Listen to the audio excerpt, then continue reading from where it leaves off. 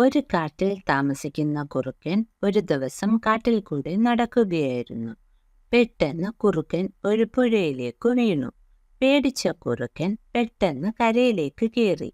നോക്കിയ കുറുക്കൻ ഞെട്ടി. തന്റെ ദേഹം മുഴുവൻ നീല നിറം.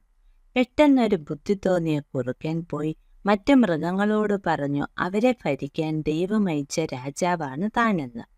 മറ്റു മൃഗങ്ങൾ അവൻ പറഞ്ഞ കള്ളക്കഥ വിശ്വസിച്ചു. കുറുക്കനെ കാട്ടിലെ രാജാവാക്കി. കുറുക്കൻ സിംഹത്തെ തന്റെ മന്ത്രിയും കടുവയെ സൈന്യാധിപനുമായി നിയമിച്ചു. തന്റെ തന്ത്രം പൊളിയാതിരിക്കാൻ വേണ്ടി എല്ലാ കുറുക്കന്മാരെയും അവൻ നാടുകടത്തി. കൂട്ടത്തിൽ ഒരു കുറുക്കന് രാജാവിന്റെ പ്രവൃത്തിയിൽ സംശയം തോന്നി. കുറുക്കൻ രാജാവ് സഭ കൂടിയപ്പോൾ കുറുക്കന്മാർ കൂട്ടമായി കൂവാൻ തുടങ്ങി. കൂവൽ കേട്ടപ്പോൾ പുതിയ രാജാവിന് നിയന്ത്രണം വിട്ടുപോയി. രാജാവും കൂവാൻ തുടങ്ങി. ഇത് കണ്ട് മറ്റു മൃഗങ്ങൾക്ക് എല്ലാ കള്ളത്തരവും മനസ്സിലായി.